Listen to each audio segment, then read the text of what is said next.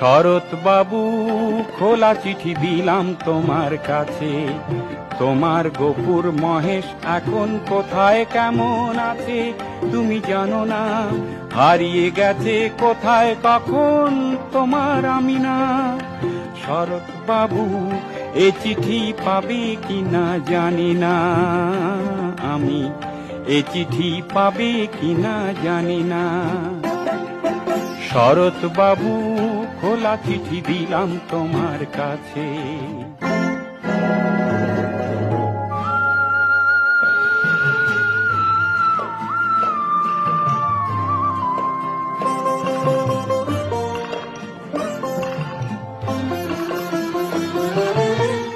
গেল বছর বন্যা হলো, এ বছরে খরা।